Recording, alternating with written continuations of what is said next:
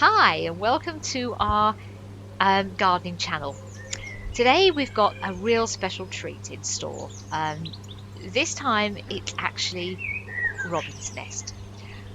As you may be aware from our previous videos, we're really keen on encouraging birds and wildlife into the garden. And this year is the first time that we've ever had a robin's nest. And our daughter for Christmas bought us a teapot nesting box.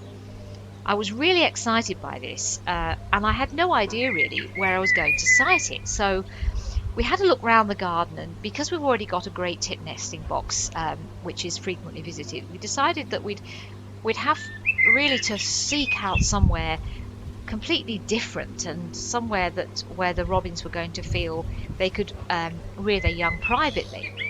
And having done a bit of research on the internet, we discovered that actually robins are quite happy to nest in relatively busy areas of the garden, and also they don't really need to be high up either. So we decided to site this nesting box just outside the back door, along on a fence which was particularly covered in ivy. Now we have got into the habit of clearing most of this ivy every year, but what we did this year was we left an area where we're going to actually site the teapot nest, because they will need some camouflage. You know, they need somewhere that they can be sure that nothing is going to disturb the babies.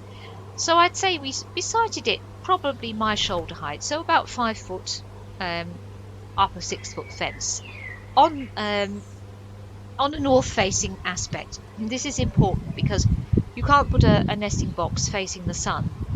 Otherwise, obviously, the babies are going to get far too warm and they won't use it.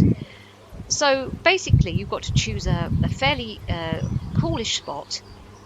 You need some camouflage, and the most important thing, which I have realised in recent years, is it's not just enough to have a nesting box. A lot of my friends have said to me, well, I've got a nesting box for this bird or that bird, and they've never used it.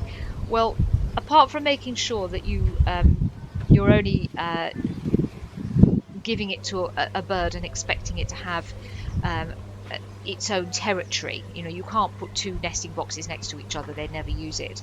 So you've definitely got to consider that. But the most important thing is those birds have to have a vantage point.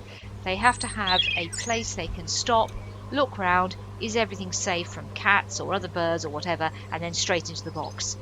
In our case, we have a small little picket type gate, and that's what they do. They will come from a tree onto the picket gate and then into the bird box.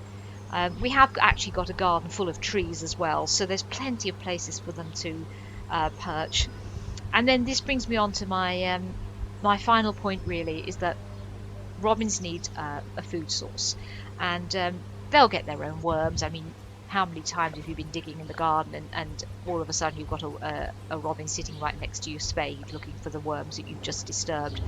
Well, you can even go one better than this. You can buy mealworms from garden centres and online places. And what we've actually got is a bird feeding table, which actually has an integral bird bath underneath the main area where you put the food. And so what we tend to do is we put the mealworms at the top, and underneath there's a bird bath.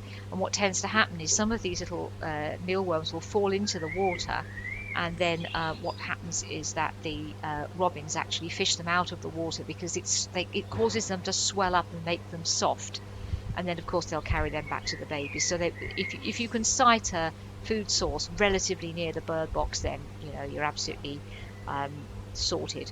They tend to have 3 or 4 broods a year, which is terribly exciting, because you know you can enjoy it once, and then I'm really looking forward to seeing this again, because it's been absolutely wonderful.